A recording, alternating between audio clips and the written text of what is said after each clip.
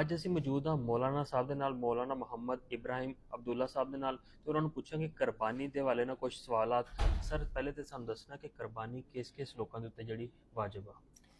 ਬਹੁਤ ਸ਼ੁਕਰੀਆ ਕਿ ਤੁਸੀਂ ਮੌਕਾ ਦਿੱਤਾ ਮੈਨੂੰ ਬੋਲਣੇ ਦਾ।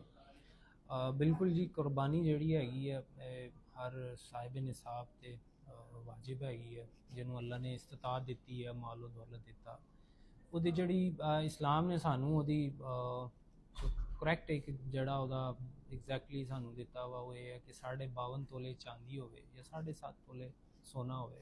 ਉਹਦੀ ਚੁੱਕੇ ਸੋਨਾ ਚਾਂਦੀ ਅਪ ਐਂਡ ਡਾਊਨ ਹੁੰਦੀ ਹੈ, ਨੀਚੇ ਕਦੀ ਵੱਧਦਾ ਰੇਟ ਕਦੀ ਘਟਦਾ, ਤੇ ਉਹਦੇ ਬਰਾਬਰ ਜਿਹੜਾ ਵੀ ਉਹਦਾ ਰੇਟ ਹੋਏਗਾ ਉਹਦੇ ਬਰਾਬਰ ਅਗਰ ਫੋਕੋ ਨਕਦ ਪੈਸੇ ਹੈਗੇ ਆ ਜਾਂ ਜ਼ਰੂਰਤ ਤੋਂ ਜ਼ਿਆਦਾ ਸਮਾਨ ਹੈਗਾ ਵਾ, ਕੋਈ ਚੀਜ਼ਾਂ ਹੈਗੀਆਂ ਵਾ ਜ਼ਰੂਰਤ, ਮਤਲਬ ਗੱਡੀ ਤੋਂ ਇੱਕ ਗੱਡੀ ਹੈ ਜ਼ਰੂਰਤ ਤਾਂ 2 ਆ 3 ਆ, ਉਹ ਜਿਹੜੀਆਂ ਉਹ ਸਾਰੀਆਂ ਦੀਆਂ ਕੀਮਤ ਚੀਜ਼ਾਂ ਦੀਆਂ ਮਿਲਾ ਕੇ ਉਹ 52.5 ਤੋਲੇ ਚਾਂਦੀ ਦੇ ਬਰਾਬਰ ਪਹੁੰਚ ਜਾਵੇ ਤੇ ਤੁਸੀਂ ਤੁਹਾਡੇ ਤੇ ਕੁਰਬਾਨੀ ਜਿਹੜੀ ਹੈਗੀ ਵਾਜਬ।